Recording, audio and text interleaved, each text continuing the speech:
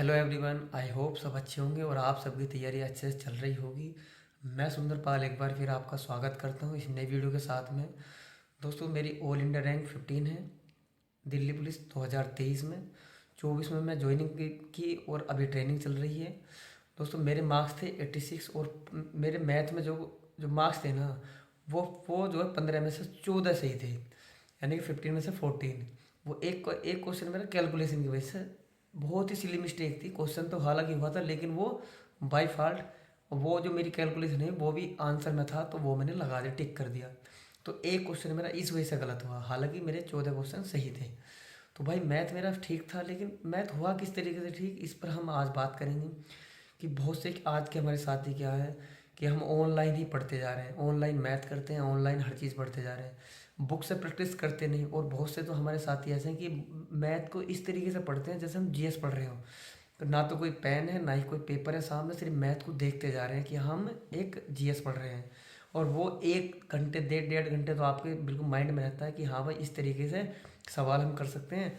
Otherwise फिर वो हमारे दिमाग से बिल्कुल आउट हो जाता है। इसका एक कारण ये है, जब तक आप पेन पेंसिल लेके अपने नोटबुक पर जब तक वर्क नहीं करोगे, अपने आप कैंसिल नहीं करोगे, अपने आप उस पर वर्क करोगे, अपने आप हैंड राइटिंग में उसे का सॉल्यूशन नहीं करोगे, जब तक मैथ आपसे दूर भागता रहेगा।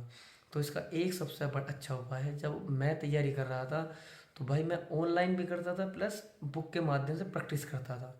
वो पूरा शेड्यूल कैसा था उस पर हम आज इस वीडियो में बात करेंगे।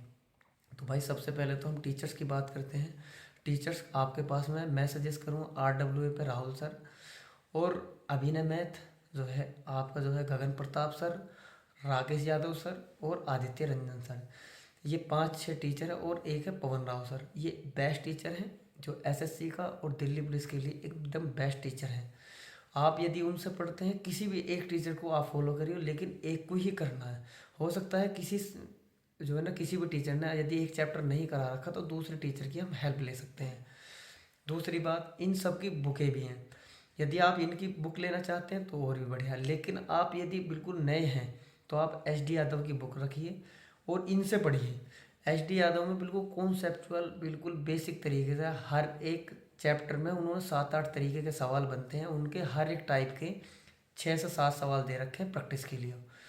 तो उसमें ये फ़ायदा मिलेगा कि इस चैप्टर में परसेंटेज में 7 तरह के सवाल मिलते हैं, और 7 तरह के सवालों में मैंने 4-4 सवाल कर लिए हैं, तो मेरा हर टाइप क्लियर हो चुका है। इस तरीके से उसको मॉडिफाई कर रखा है बिल्कुल बेहतरीन तरीके से। तो SD यादव जो अभी बिगनर है उनके लिए बेस्ट है। और जो हमारे साथ ही 1-2 साल से उन्होंने काफ़ी सारे एग्ज़ाम भी दे लिए हैं लेकिन सिलेक्शन नहीं हो पा रहा है, तो वो कोई एडवांस बुक रखें इनकी या प्रीवियस ईयर की, और क्योंकि उनका बेसिक कॉन्सेप्ट क्लियर है, लेकिन उनको सिर्फ प्रैक्टिस की ज़रूरत है। तो वो ऑनलाइन करें और एक अच्छी किताब ले आएँ, तो और थोड़ा सा एडवांस पढ़ लें। तो सबसे मेन चीज़ है कि जो हमारे साथ ही बिगनर है हम उनको भी साथ लेकर चलेंगे। आपको क्या करना है, ऑनलाइन पढ़ना है प्लस बुक के माध्यम से पेन पेपर से आपको हर एक सवाल करना है। और मेरा मानना है कि जितने सवाल आपको को ऑनलाइन वीडियो में कराए जा रहे हैं, यूट्यूब पे फ्री ऑफ कंटेंट बहुत सारा पड़ा हुआ, सभी मैथ एक नहीं 4-4 बार कंप्लीट कराए हुए हैं, और मास्टर वीडियो भी है। तो आपको क्या करना है, हमारा एक ही स्ट्रेटजी है कि हम बुक वाइज पढ़ते हैं, यानी कि अपना सब्जेक्ट वाइज।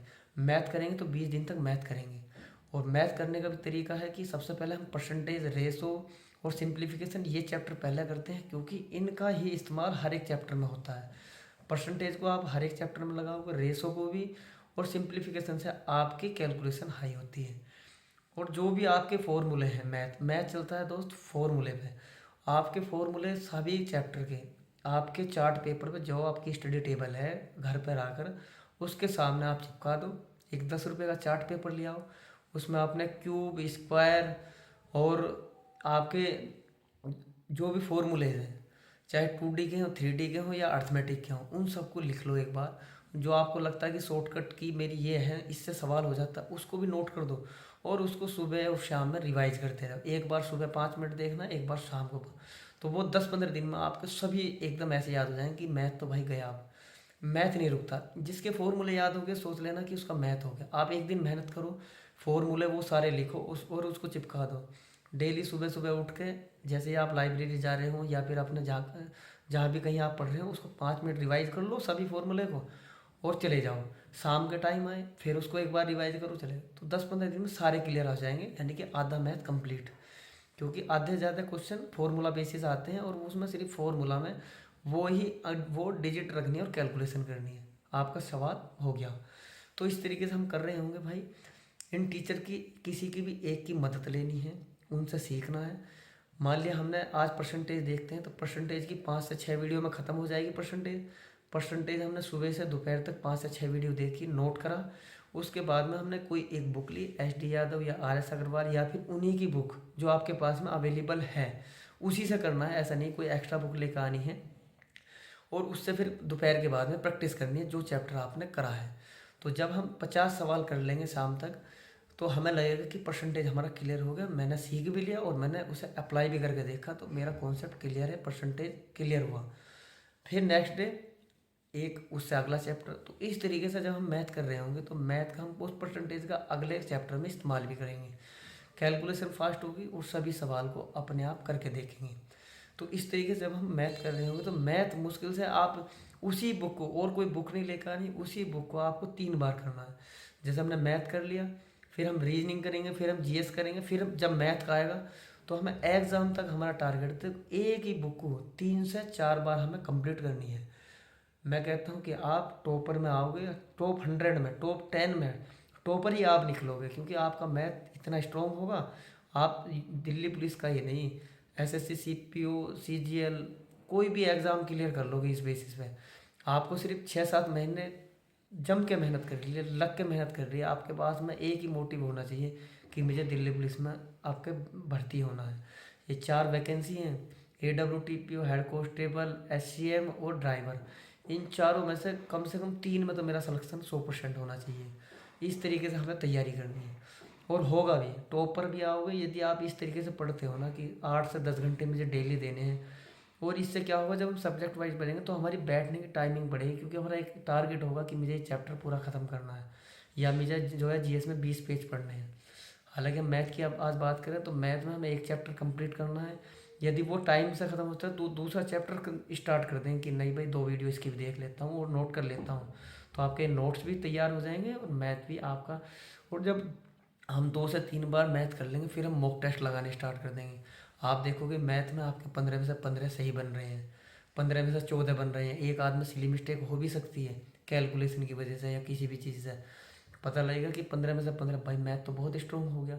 और क्या चाहिए हमें, सिर्फ अपना मार्क्स लेकर आने, सिलेक्शन लेना है और जो नेक्स्ट एग्ज़ाम की तैयारी करते रहने, एक अच्छे लेवल पर पहुंचना है। तो हम इस तरीके से मैथ की प्रॉपर कर रहे होंगे भाई। मॉक टेस्ट लेकिन अभी ना लगाएं। जो भी हमारे साथी अभी बिगनर हैं या फिर 1-2 साल से पढ़ रहे हैं वो सिर्फ मॉक टेस्ट के ऊपर ही हैं कि हम तो डेली एक मॉक टेस्ट लगा रहे हैं, दिल्ली पुलिस कितनी वैकेंसी आएंगी इतने हमारी तैयारी हो। भाई मॉक टेस्ट लगाने से अभी कोई लाभ नहीं है। अभी सिर्फ और सिर्फ यदि तुमने 2 साल से 5 साल से भी आप पढ़ रहे हो, अभी आप अपने अंदर उन कमियों को ढूंढो जो आप में कमी रह रही हैं। यानी कि सिर्फ उनको आपको सुधारना है जो आपने गलती कर रहे हो। यानी कि आपको 2 से 3 बार अभी बुक रिवाइज करने की आवश्यकता है। मैथ आप कंटिन्यू करो, फिर उसको दोबारा रिवाइज करो। यानी कि आपका टारगेट होना चाहिए कि दिल्ली पुलिस के एग्ज़ाम से पहले 2 महीने पहले तक, यानी कि 10 महीने में मैं अपनी हर एक बुक को 3 से 4 बार पढ़नी है। तो इस तरीके से हमारा एक बेस्ट स्कोर होगा और 80+ का हम स्कोर लेके चल रहे हैं। उसी के अनुसार हमें मैथ में 15 में से 15 की आवश्यकता है। तो दोस्तों धन्यवाद। जय हिंद, जय भारत।